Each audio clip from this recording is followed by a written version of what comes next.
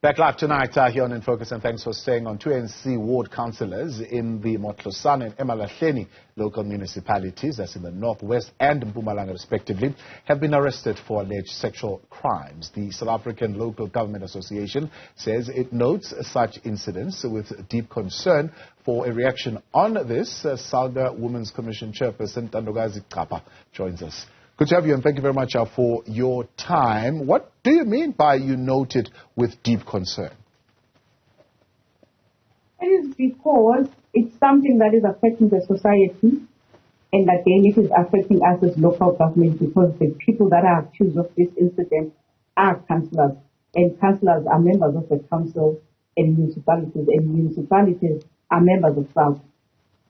So that's why it us. As the Women's Commission, I mean, are you aware of any processes that are undertaken to vet and to assess the would-be councillors and whether or not we are bringing predators, sexual predators, into local government? Are there such processes in place? And if they are, how effective are they? There are processes in place, but they are not effective in the sense that they are not peremptory but mandatory. What do I mean when I say that? It's only the political parties that must do that process. There is no legal requirement in terms of the Electoral Act, in terms of any legislation, except that political parties, based on their policies, must do the vetting process. Hence, I'm saying there is, but it's not effective in the sense that it's only that political party that must do that. So now, it is indeed not effective at all. Now, if Salga is noting with concern, Salga is shocked and disgusted, and the very same political parties who are supposed to be doing the vetting are also issuing a statement that says we are also shocked and disgusted and appalled. Who is exactly supposed to be held accountable for having given us councillors who behave in this way? Indeed, political parties are supposed to be held accountable because they are the ones who are the custodian of the process that selects the candidates that goes into council. Salga only receives councillors once they are sworn in as councillors. Before that, there is much that we can do, but as Salga, we continue to engage political parties to say they must follow a due process when they are selecting such candidates, so that we are able to receive credible candidates. Hence, they will continue and engage and also lobby for a legislation that will mandate and instruct political parties to do that process. Yeah.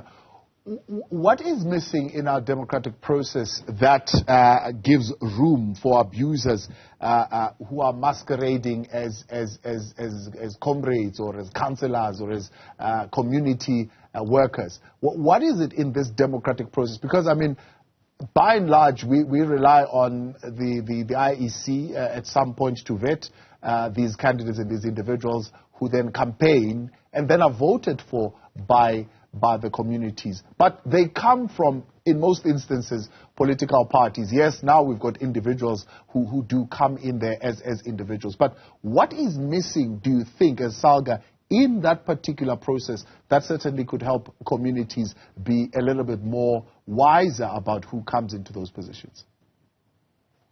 Our process, as Salga is saying, for it to be a process that is effective, there must be a legislation that instructs political parties to do that. Remember, I said even IEC does not vet, because there is no requirement in terms of the law to do that.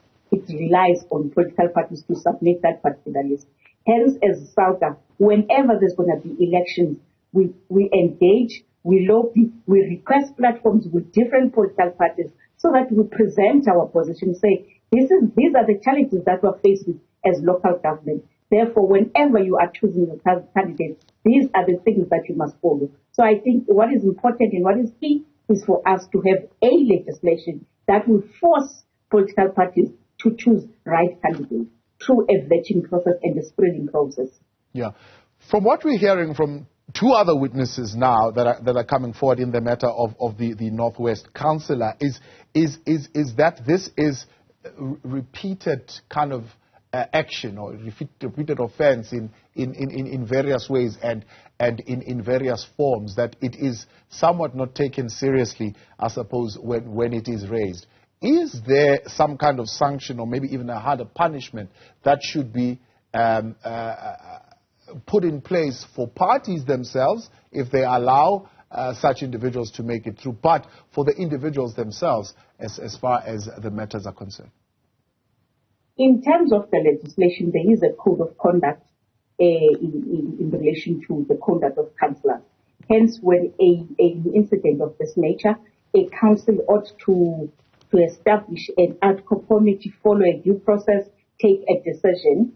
I remember when I was a speaker in a local municipality in the last term, we had an allegation of a ward councillor who was accused of the same situation. But as a municipality, we established an ad hoc committee. We did our investigation, and fortunately, those rumors were not true. But in a nutshell, I'm trying to say there is a code of conduct for councillors and for municipalities to exercise that particular code of conduct when that incident comes up. But what is important is for political parties to do a due diligence. Of course, we understand that our electoral system is a political party system where political parties must contest elections, not necessarily individuals. Hence, therefore, it is important that a legislation must be enforced so that political parties bring credible candidates to us. As local government. Yeah, I understand that there is that code of conduct, but I mean, I look at the code of conduct and the type of sanctions that it suggests. I mean, it could go as far as issue a formal warning, reprimand the councillor, request the MEC for local government in the province to suspend the councillor for a certain period, fine the councillor, request the MEC to remove the councillor from office. Is that as far as it goes? Yes, that is as far as it goes when it comes to the issues of the code of conduct for the council. But I guess in an incident like this, you ought to bring the criminal justice into the space, because now you need the court to decide on this matter. Once the court decides, there is no other one who can dispute that except that person who follows a due process, which is a legal process as well. Is there a broader conversation maybe also to have around the qualification of who becomes a councillor, looking, of course, at the objective of what local government is really meant to serve, that we should maybe place a higher requirement for qualification? In the last elections, or before the 2021 elections, Salga was advocating and saying to political parties, please bring us a candidates with capacity, as much as we capacitate councillors when they get into the system, but you also request political parties to follow a due process. As a result, some political parties decided in the last election to embark on a process where they require a qualification for members of council, like your mayors, your chief whip and your speakers, to have a minimum of a degree or a diploma. That was because Salga was lobbying for that. We will continue to lobby because as Salga we've got a clear stance that let's professionalize local government. For local government to professionalize, we ought to bring people with profession. Yeah. So today, as we sit, a good word that politicians like to use, must have capacity. What does capacity really mean right now? If you are saying you're a councillor and you've got capacity, what does it mean? Because many councillors come and say, oh, I've got capacity, chief. I was able to lobby 4,000 people to vote for me. Is that the sum total of what capacity is? Unfortunately, the system that we are using, it's a political party system. Remember, for you to be a councillor, especially for a ward councillor, you must be voted by the society. Whether you are educated or not, it's neither here nor there. It's as long as the people are in belief that you will represent their interests. That's the unfortunate part. Hence, we are saying, even if it happens that you get into a council without a qualification, as local government, we have a program where we capacitate, we educate, we send our councillors to school so that they improve their qualifications for different reasons, of course, to be able to understand their role. Maybe when they leave the system, they are able to be employable. So it is also a role of Salga to make sure that we educate those who come into the system uneducated. With no qualification. You raise an interesting thing here in your statement. You're saying prospective councillors must not only have the technical skills, which is what we're talking about, necessary for councillors to understand the policies and actions required to serve local communities, but also exhibit the moral and ethical qualities that will help them gain and maintain the public trust and confidence. Somebody listening to this would laugh and say, ethics and morals in politics is not something that we have seen, particularly in recent days. And how do you police those ethics and morals?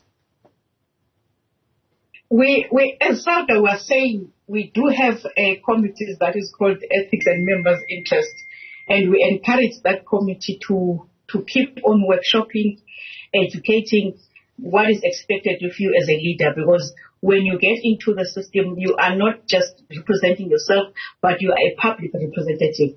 And as a public representative, you ought to hold a high moral ground in the society. So we'll continue to encourage, we'll continue to lobby, we'll continue to make sure that once they get into our system, we conduct them, we educate them, we encourage them to understand their role. Because when they are sworn in, they also take oaths to uphold and protect the Constitution. So it is important that they live to that. How are you going to be supporting the victims as Salga?